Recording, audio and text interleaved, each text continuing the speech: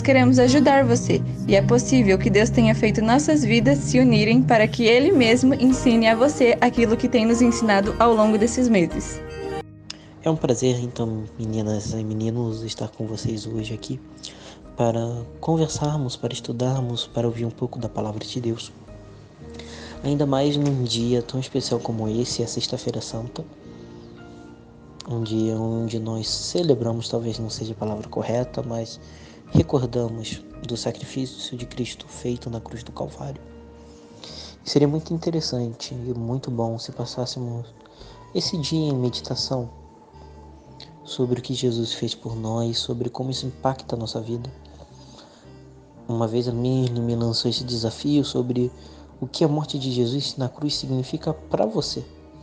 A gente sabe muito bem o que em tese significa, a remissão dos nossos pecados, a salvação e tudo mais, mas o que isso significa para mim, a morte de Jesus na cruz? E o que isso me afeta? Tem um meme na internet que provavelmente vocês não devem conhecer, porque eu creio que nenhuma de vocês goste de futebol, mas existe um meme no mundo futebolístico que diz: e como isso afeta o Grêmio? E onde as pessoas perguntam: como que isso afeta o Grêmio? Como que isso afeta o Grêmio? E vai em variáveis coisas, como Leonardo DiCaprio ganhou um Oscar, e como isso afeta o Grêmio? E por aí vai.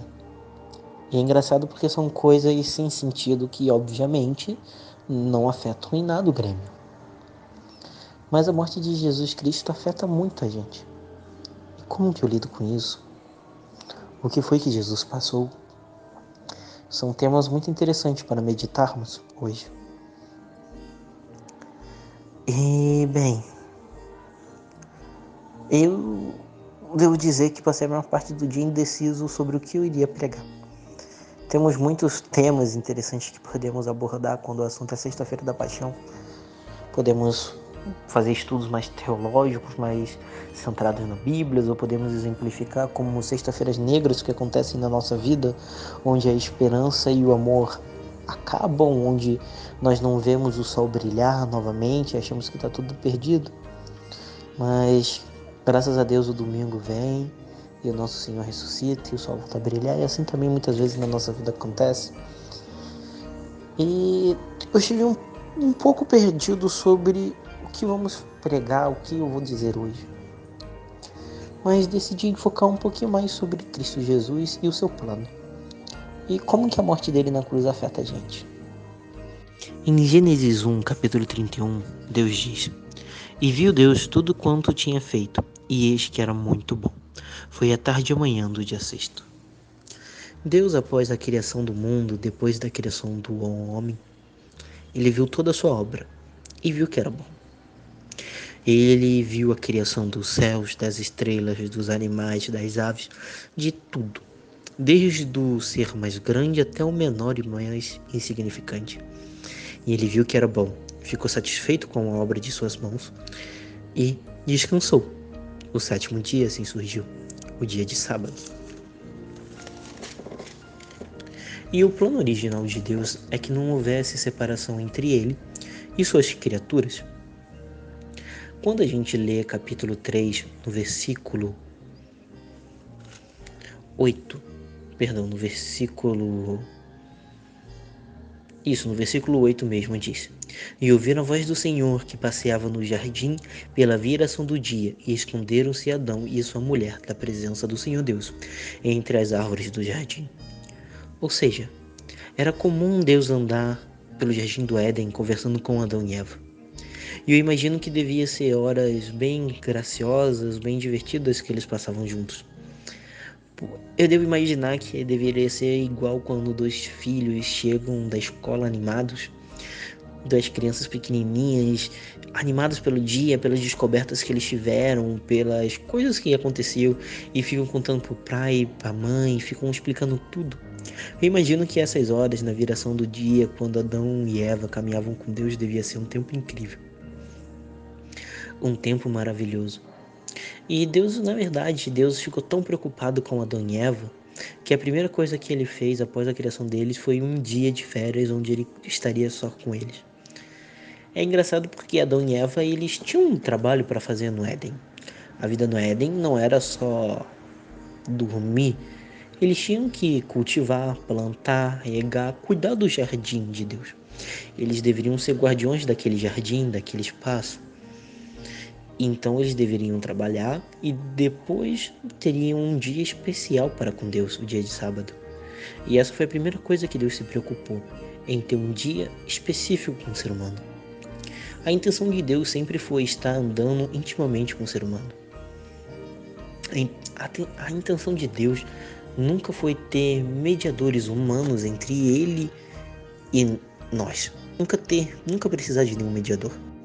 Mas infelizmente, após a entrada do pecado, isso não foi mais possível. Não foi mais possível por quê? Porque Deus não amou mais o ser humano depois que ele pecou, porque depois se tornou um filho rebelde e Deus quis cortar qualquer relação com ele. Não é bem assim. Deus é puro, ele é perfeito e nós somos criaturas pecadoras. Davi diz que em pecado nós fomos gerados desde a madre da nossa mãe. Então nós somos pecadores e nossa natureza consiste contra a natureza de Deus. Isso fica mais claro ainda no livro de Isaías, no capítulo 59, que diz o seguinte: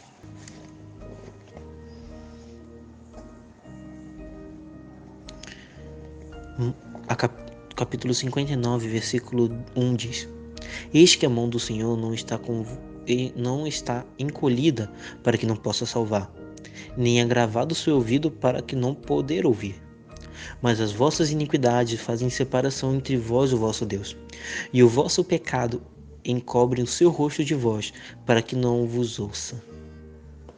Ou seja, os nossos pecados fizeram uma separação entre nós e Deus. E é exatamente isso que acontece quando Adão e Eva pecaram. A primeira coisa que eles fizeram foi se esconder. E o pecado nos separa de Deus e cria um véu que nos afasta dele. Eu não sei quantos de vocês se lembram do santuário que Deus mandou que Deus mandou Moisés construir, e cada parte daquele santuário tinha uma simbologia e tinha um significado. E entre eles estava um véu que separava o Santo e o Santíssimo.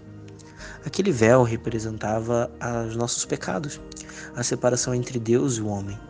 Aquele véu separava o Santíssimo, onde Deus se manifestava, onde somente o sumo sacerdote poderia entrar, onde somente um homem de uma família específica, um filho específico dentre os filhos desse homem poderia entrar. Isso é incrível. Somente uma pessoa poderia entrar, somente o sumo sacerdote poderia entrar lá para ter contato com Deus, entre aspas.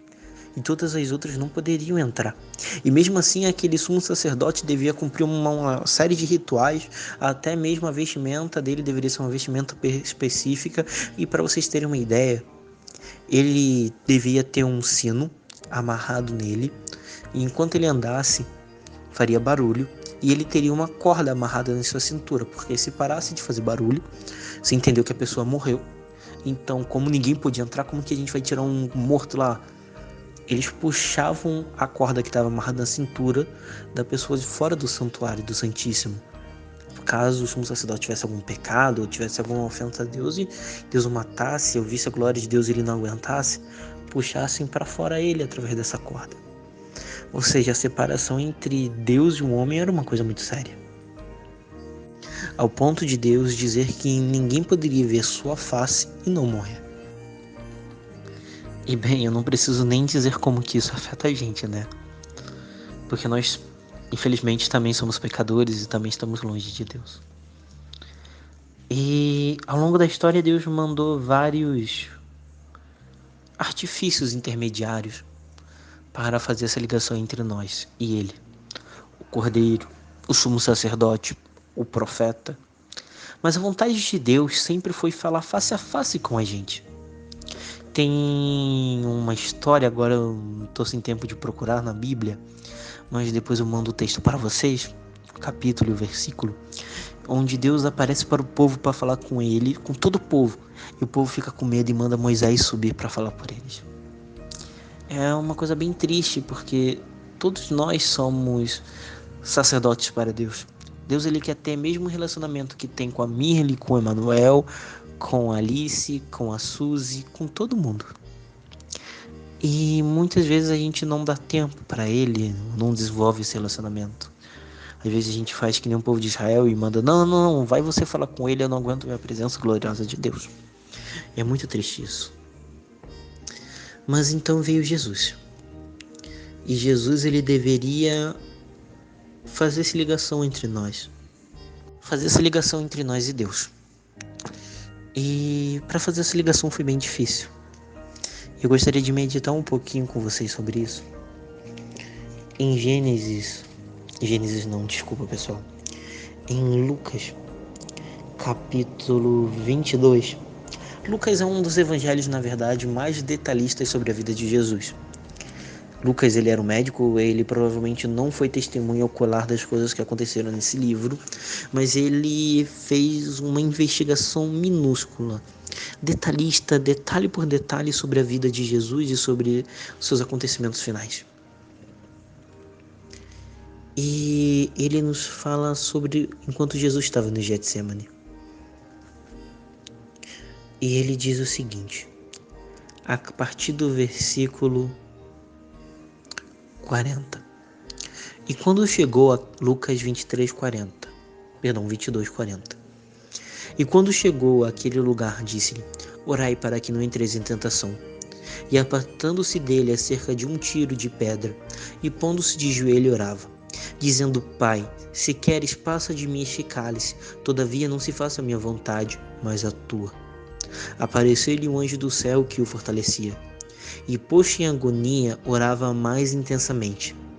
E o seu suor se tornou-se como uma grande gota de sangue que corriam até o chão. Acho que não sou só eu que fico arrepiado ao ler essa passagem. E posto em agonia, orava mais intensamente. E o seu suor tornou-se com grandes gotas de sangue que corriam até o chão. Essa condição é chamada hematidose. É uma condição de estresse tão elevada, de tensão tão elevada e de medo, tá? Medo tão elevado que a pessoa acaba suando sangue. Agora eu quero que a gente vê sempre Jesus limpinho quando ele está sendo morto, mas pensa comigo.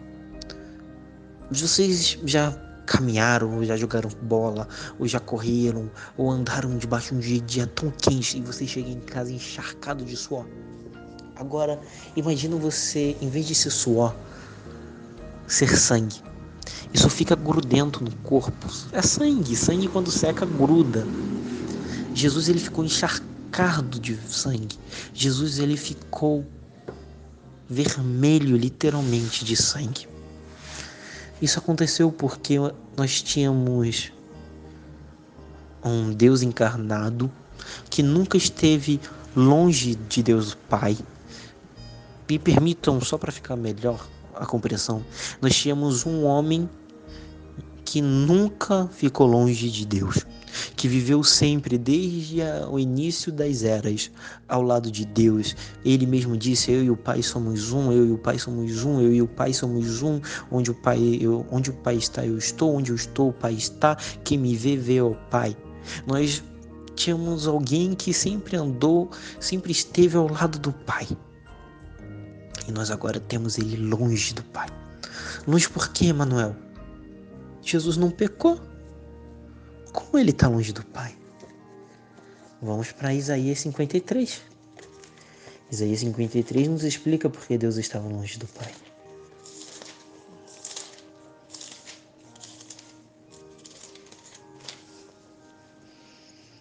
Mas ele foi ferido por causa das nossas transgressões e moído por causa das nossas iniquidades.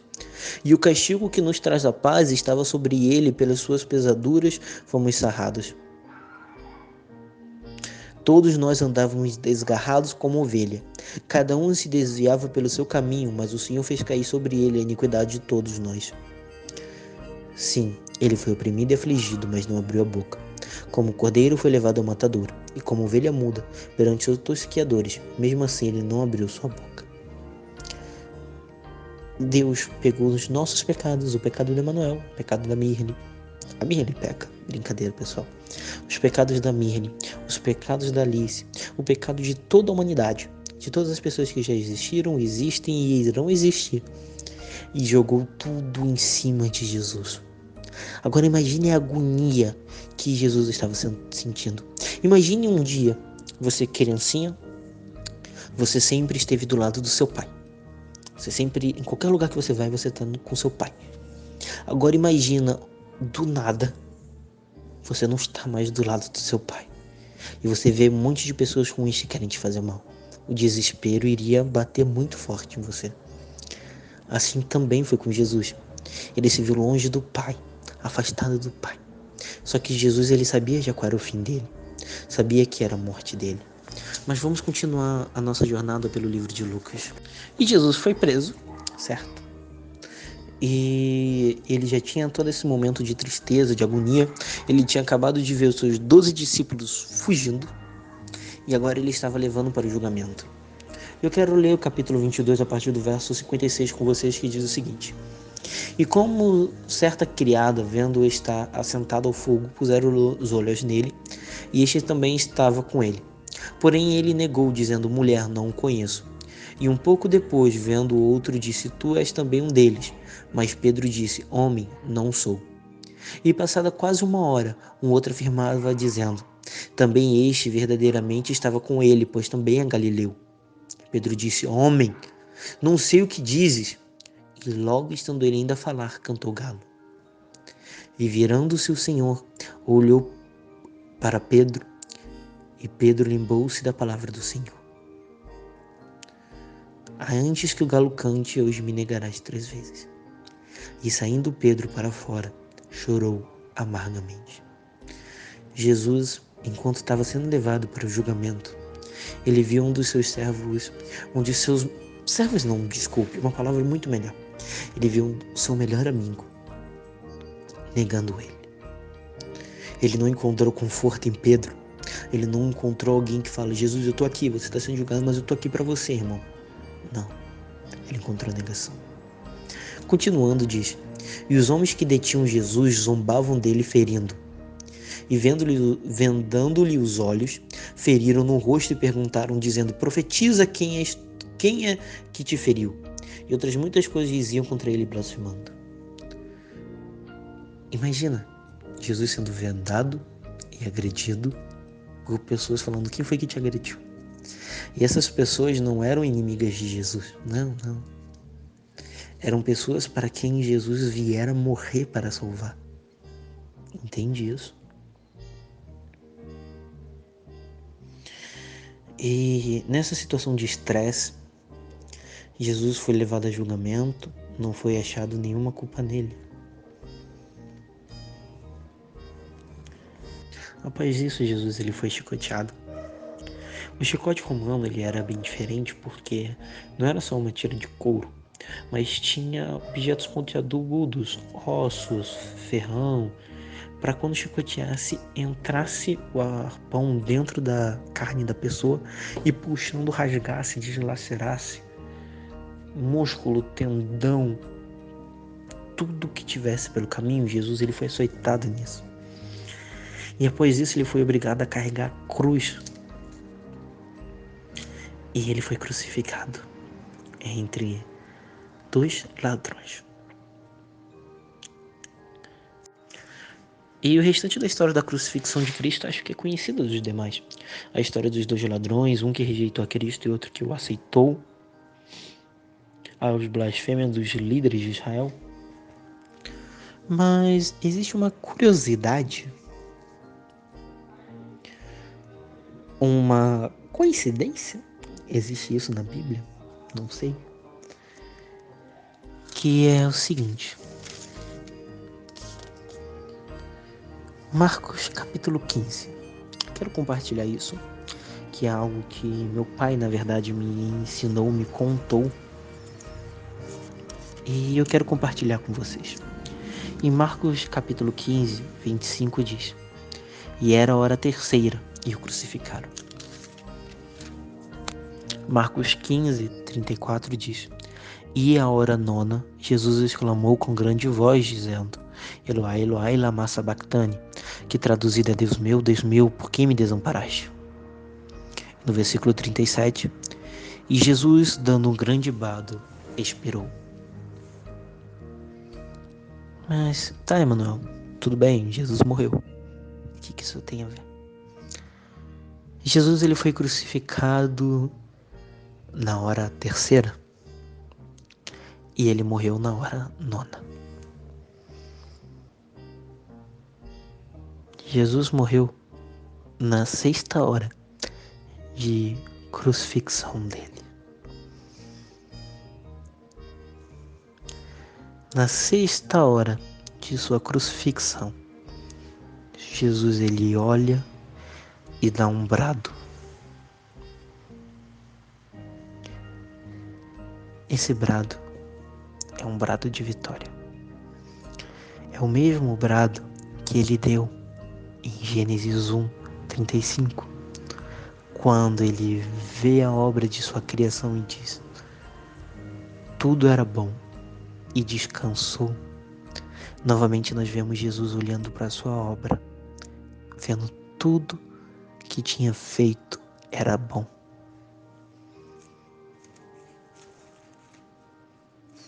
Tudo o que tinha feito era bom.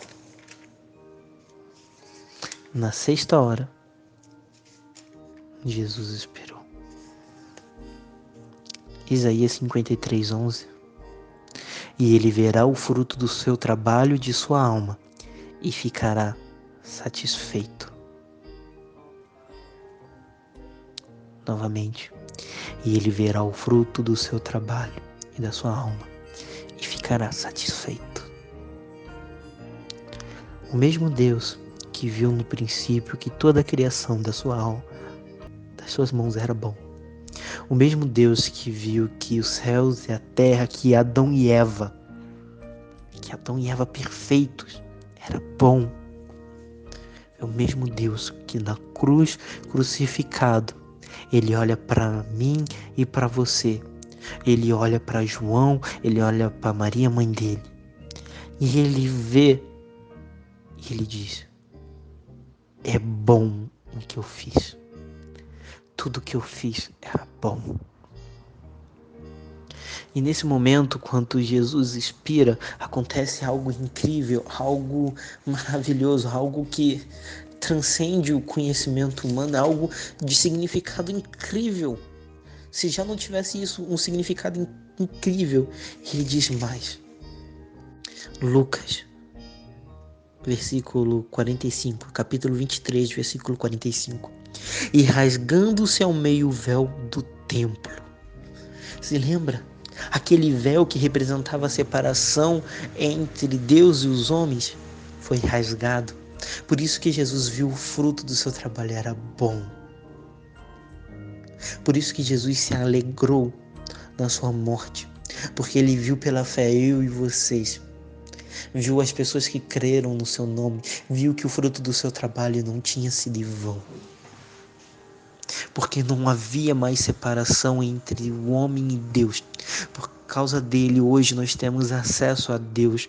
Por causa de Jesus, hoje o apóstolo Paulo, no livro de Hebreus, pode escrever: entrai com toda a confiança no trono para suplicações de graça, para receber no tempo oportuno.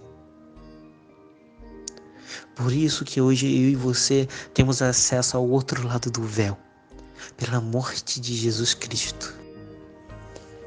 Um dia Cristo Jesus virá. Um dia, mais uma vez, ele verá o fruto do seu trabalho, quando todos os salvos estarão diante dele. E nós o louvaremos e o adoraremos pela eternidade das eras e das eras e das eras. Ele verá todos nós salvos e ficará satisfeito. Gente, a salvação está disponível para vocês.